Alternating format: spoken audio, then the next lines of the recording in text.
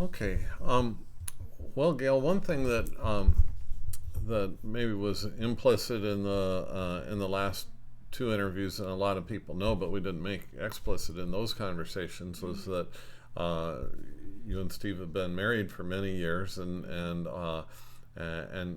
met through your profession, and so I thought it'd be fascinating to talk a little bit, both technically and just uh, more social dynamics, Mm-hmm. about what it's been like to be not only a dual career couple, but a collaborating dual career Mm-hmm. couple in the sciences. Mm-hmm. Sure. Okay. Um, well, to go back to the beginning, Steve and I met in the MIT Math Department in 1974 in September at Dan Levine's PhD thesis defense. Dan Levine, of course, has been a president of INNS and Dear active. friend of all of us. Yeah, and I had heard about Steve's work actually, though, a year earlier when I was already doing my thesis. And as I said several times, it was a very small field, and so um, it wasn't unusual that when I would tell people what I was doing, there was a fairly short list of people. They say, "Oh, do you know so and so, so and so?" And so I had heard about Steve's work, and about a year before I actually met him, um, and I met him a couple weeks after I'd arrived at MIT. And so we were colleagues there at MIT. Um, we were doing things like teaching sections of the same course, where there would be a lecturer and we were teaching discussion sections of the same course. So that was about as far as the collaboration was while we were there. And then in '75, Steve went to Boston University, where he's been ever since. And then the following year, in 1976, we were already a couple, although we weren't married yet. And because of that, I wanted to stay in the Boston area. And I was able to get a very nice professorship at Northeastern University in the mathematics department. And I was there until 1989. Mm-hmm. So we didn't start collaborating till several years after that. However, I was already a tenured professor at Northeastern, and Steve was still at BU. And um, right around, we started both doing some research together and some institution building at the same time. In fact, it was the year our daughter was born. It was Oh, sort of a big year of about beginnings. 1980. 1981, yeah. Okay. So in 1981, um, we founded the Center for Adaptive Systems with a couple other people, which is still up and running at Boston University.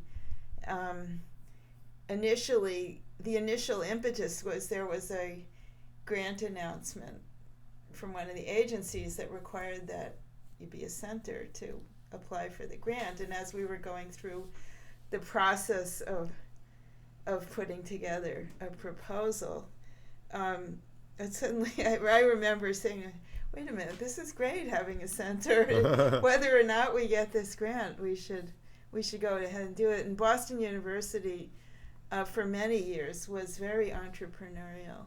That I think there was a realization during the John Silber administration that BU was not going to thrive just trying to be the runner-up after Harvard and MIT, and kind of get the crumbs, but rather to try to do things that, of course, have the basics, math and chemistry and everything, but where opportunities arose to do things that were actually very different. And one of the ways they did this was to support these small entrepreneurial efforts that usually required relatively little investment, but some institutional support. and they were very, very wonderful that way. And we had a little seminar and some students and postdocs, but it wasn't a teaching entity per se. It never has been, but it's been a coming together center for research. So at that time, and for many years, Steve was the only senior person who was actually at BU. So I was a professor still till '89 at Northeastern, but I was a senior research associate in the Center for Adaptive Systems at BU. So I would go and I'd teach my math that never had anything to do with my research, but I was doing my research in the center through the 80s. And so it was in the early 80s we did some papers together. And I still did other kinds of work, and Steve did other kinds of work. And then I was a full professor. And it was only after that we started doing the work together that we're probably best known for as a collaborative team in the mid-'80s, the adaptive resonance theory models I'd mentioned in the previous interview, that up to that time there was a theory, but there was no model.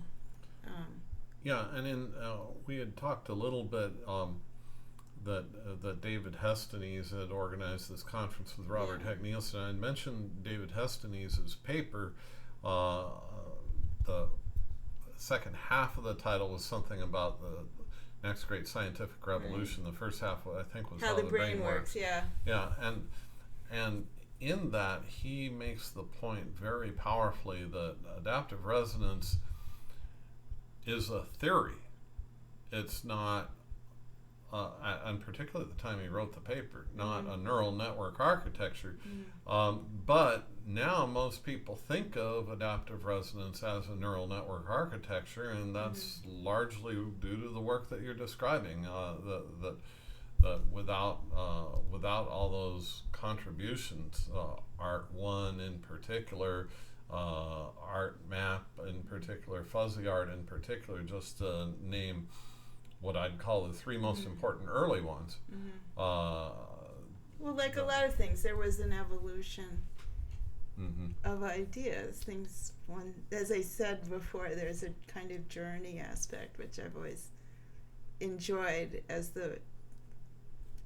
rather than any one moment or result or idea or paper, any of those things. It was the process that includes the process not only of thinking of things and writing it, presenting it, but talking to people, see other people use these things and move on. And then certainly teaching students has always been part of that process. Let's see. So we actually, in research, we collaborated for only a very, very short time. But a lot of people to this day, even people I've known for years, say, "Oh, right, you were Steve's student." Oh. They assume that I have to have been a student. No, I was a full professor already when we did this work. Yeah. But as Steve was too, they would know we were both at MIT, and he was more senior than me, which he was. But anyway. But that often, on the romantic side, that makes perfect sense. Why that I'd be his student? No. I mean that the new talent comes in, and hey, and so. Yeah, right. Yeah, so that's a. Yeah, you just get married. It's just like that. No, we were very lucky. We've always felt, and to this day, we often talk about how very fortunate we've been in all parts of our life. Our professional life, we've been blessed with Boston University, especially as an institution, provided amazing opportunities for us under both John Silber and Dennis Berkey, who was our dean and provost for many years. I think I met him. Was he your dean in around 2000 or like 2002, something like Yes, that? Yeah, okay. in I the met. provost. He was both Dean of Arts and Science and Provost for many, many years. He Okay. actually is a mathematician. We've known him since 1975 when he went to BU, right about when Steve did. But he was a new PhD. He and I got our PhDs in mathematics the same year, so we Wow. knew him starting when we were babies, and he was always he became math chairman before he even had tenure. His gift of Wow. at being a wonderful administrator was very clear Is he to still all. there? No, he left about let me think, about 6 years ago, and for 5 years he was the president of Worcester Polytech. Oh, okay. And he did, by all accounts, amazing work. He really propelled them into the front line, for example, of robotics, winning things like big DARPA, very visible DARPA robotics competitions. And but last year he decided to retire from that position and took, as he said, his first sabbatical. Oh, okay. So now there's a new president of Worcester Polytech, the first woman in the history of the institution to be Great. the president. Well- So that's where Dennis Berkey went, but we had wonderful support at BU. Well, were you the first woman to win the Pioneer Award? And last. Yeah. Well, I'm as sure far there as will I be know. another. I'm sure I there will be can another. only hope and wish. As far as I know, yes. Mhm. Yeah, well, and very, very deserving. One thing that, on one sense, you don't like to see the ones that are long overdue. On the other hand, it's better to have ones that are long overdue than ones that are far premature. And in your case, your Pioneer Award was one of the ones that were long overdue. You could have easily qualified for it quite a long time before you actually received it, and so. I'm going to pass on following up Well, on that. I know that. Better late than never, Right. let me put it that way. Well, do you have advice for women or anyone else who you feel might be underrepresented in the field? Yes, but I want to go back just for a minute. Okay. And I don't want to forget that, because the second part of that was that we've also been very blessed, as you know, in our personal life. We're sitting in our family room in the house we've lived in for almost 40 Yeah, it's a years. beautiful You can place see there, it's full of yeah. stuff. That's what happens when you stay in one place. Mhm. And we feel very blessed. And Steve and I have 2 beautiful grandchildren. And I won't start in on them because I know that's a whole other story. But we feel like the stable foundations, live in one place, be very happy, very lucky. We feel really fortunate. It's been a wonderful kind of foundation for both of us to go off and do all kinds of other things. And it's the spirit of the place too. I remember the first time I came here was in '87 when your daughter was 6 years old, and now her son is not that much younger than Yeah, that's right. Yeah. Yeah, it's Right. amazing, and that joy does permeate the place. So it's great to be able to. In fact, I think this might be the first of these interviews that was conducted in the subject's home, and so that. Yeah. Well, thank you for coming all this way to. Oh, do it's this. my It's pleasure. I love coming here. Yeah. So to go back, what was the question about women and? Well, just any advice that you have, either for women or for anyone else who is underrepresented in this field, for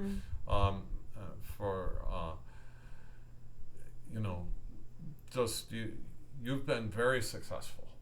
So I think a lot of people look up to you as a role model, and so any suggestions or comments or war stories or anything. I certainly thought about that. I'll probably try to keep the war stories a little bit off, because a lot of them truly are not so nice. not just our field, but women in science in general. I think it is a tough row to hoe. I was saying that before, that it's a puzzle to me somewhat that when I was a student, there were many areas such as newscasting, medicine, law, most aspects of science, neuroscience, engineering, mathematics, that where women were tiny, tiny minorities. It was a bombshell when Barbara Walters became one of the nightly news. I mean, it was like, well, how can we deal with this? Or the ministries, the clergy, all these things. And in many of them, many of those, women have skyrocketed into leadership and parity, or even more than parity. But in other areas, our own field included, computational neuroscience, aspects of engineering, aspects of mathematics, the more applied, more engineering, and it's somewhat of a mystery to me why.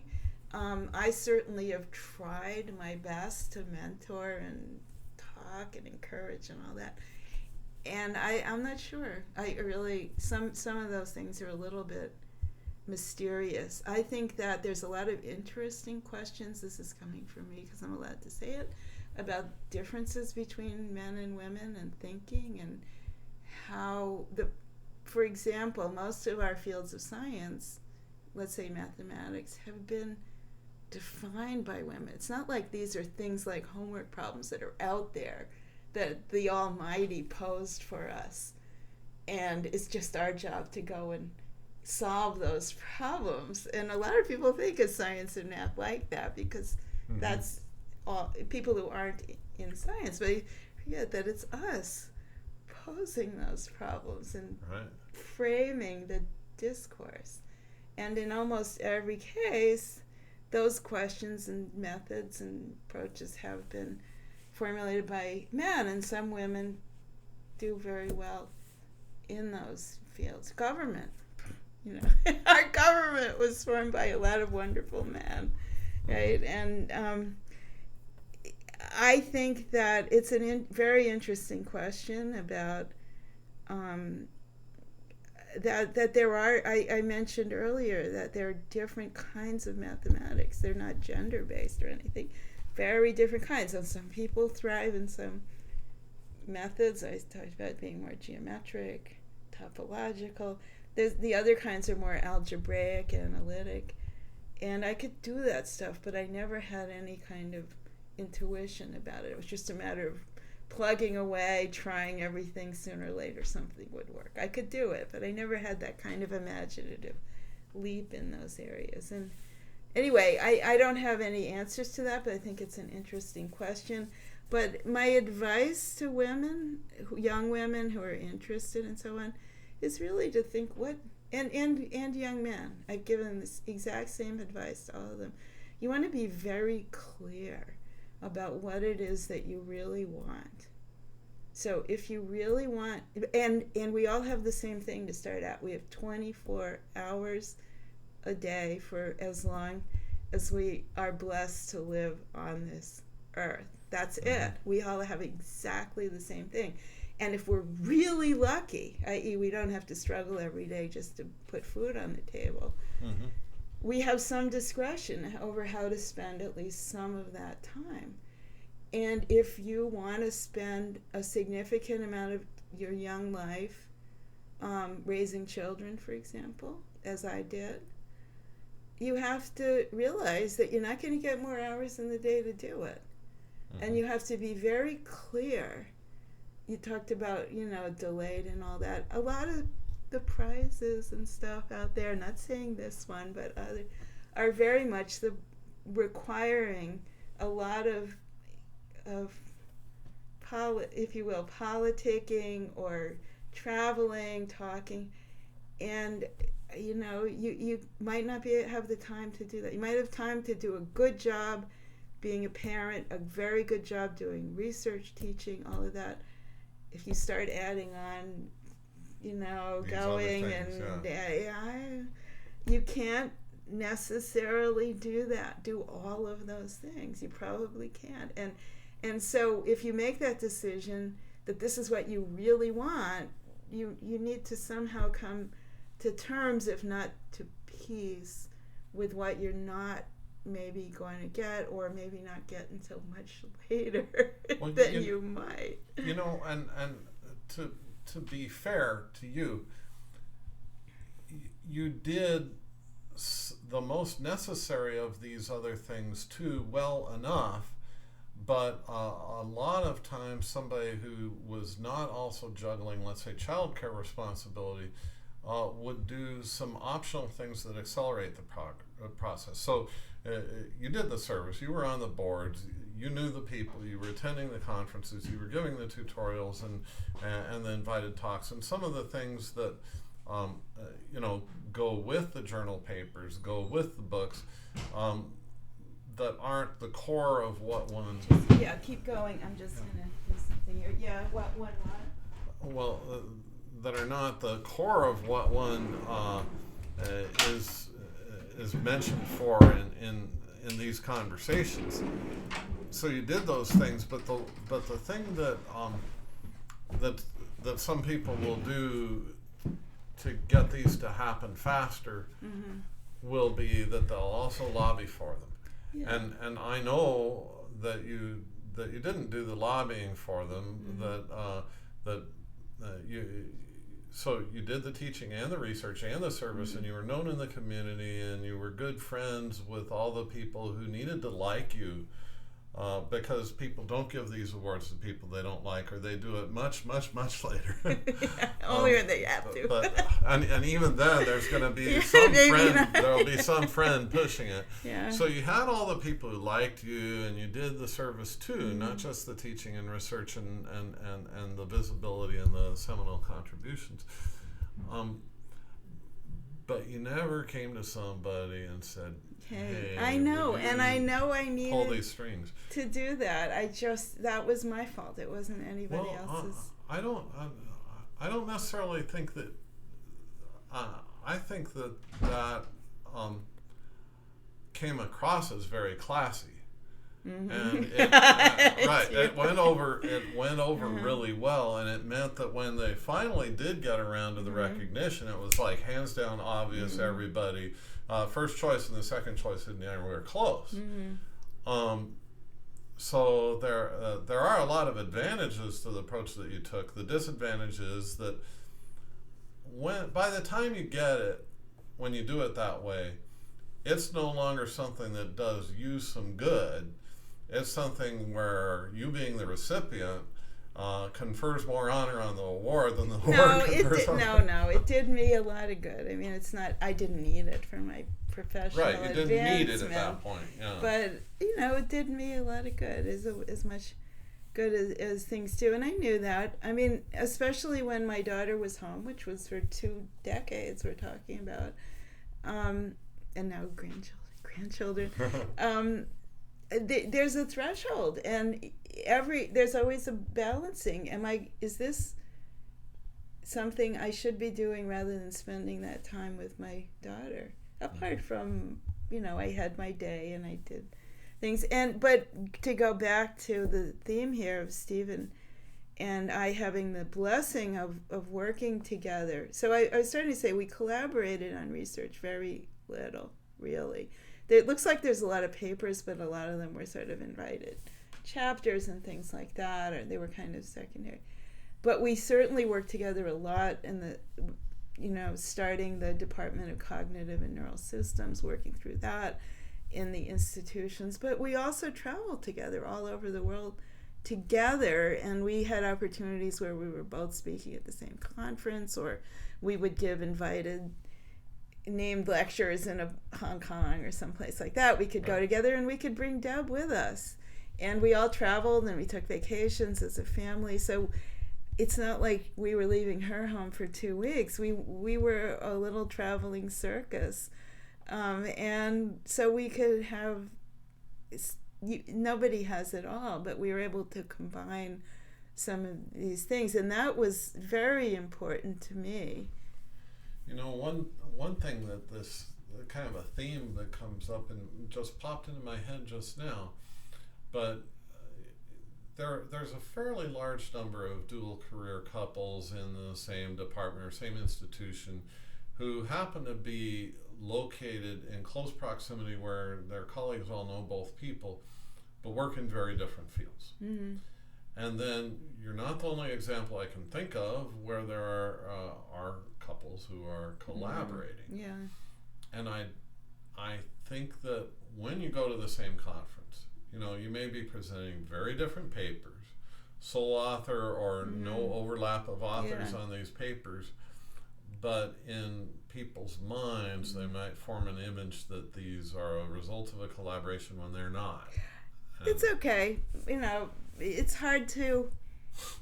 I'm glad if they think that. I can't tell you how many times people would tell me about Steve's wonderful work. And they don't even think about the fact that I was the first author on the paper they're talking about. And they have no idea because it gets translated as Grossberg's art model. And they're telling this to me. I mean, so and with a difference in last name, they might be even asking you if you've read the paper. Have you wrote the paper? It's the way the world goes around, and sometimes it bothered me, but what can you do? You try to keep moving ahead. I was going to say something too. I forgot. Maybe I'll think of it. Well, you did touch on the positive side of that. When you're in the same field, then you do get to travel together, bring your for young us, daughter for our and, family. That's why I said, my advice is be very clear on what matters to you. If you feel like you can't live without those prizes and goodies that you deserve, then you have to figure out how you're going to make time in your life to do that. But don't expect to have, get that you can do everything and have everything, because that's a recipe for just being exhausted at best. Yeah, that makes a lot of sense. That's wonderful advice. Well, any other comments? Yeah, as I said, I thought of something. I'll probably think about it in 2 minutes, but that's okay. I know you want to talk with Steve again for a few minutes. Yeah, well, one thing I can think of, you've given some comments that are appropriate for, new research level professionals, maybe people who are already entering a career and a marriage or both and these type of things. But what about for really young people? People maybe just a little older than your grandchildren, old enough to start thinking about what they want to be when they grow up. Any advice for people? Oh boy. Well, first, you shouldn't think that professions are going to be the same as your mentors are. And this is one of my things in the math department. I think the academic profession is going to change drastically with massive online courses. Lecturing, I think, is going to go toward great lectures being watched online by a million people. So what the role of faculty, it's already changing drastically. And if you're just being trained to replace your professor when they graduate, when they retire, you might think, and I think it can be done. I think there's a role for universities and other kinds of research. I think also take very seriously, in engineering this might seem obvious, but in math it says relatively little. There are wonderful research opportunities outside of academia. Now all you outside of academia think, how can she say something so obvious? But inside it is just not even discussed, whereas I think with just a little bit of extra knowledge or training in a particular area, or even just reading some books, talking to some people, you could vastly widen the set of your possibilities. I mean, academia has been a wonderful profession, has been for people my age, but it's changing. But out there in high tech and startups and all kinds of companies that are using machine learning or other methods, or Google and Apple and all of these places, that to think how you can be prepare yourself while you're a student. So going back, I mean, to very young children, I mean, it's really a matter of finding out what's fun for you to do. I always loved doing puzzles. I still love doing puzzles, and if that's what you like to do, and just keep at that, and not think that there's something there's a lot of stuff you're supposed to do that you should do. Mm-hmm. Need to be literate and things like that, even if that's not your favorite thing in the world. But to be a good writer, that's another thing. Many people in technology or otherwise wonderfully educated are very poor writers. And I'm thinking, very young people. And these are the kinds of things we're expected, like teaching, to learn on the job. And I think that you cannot, while you have the chance in school, you cannot spend too much time learning to write. And even if it means taking a class that you think you're going to get a C in because you're a crummy writer, well, just take it and get to be a C+ writer. Good. Okay.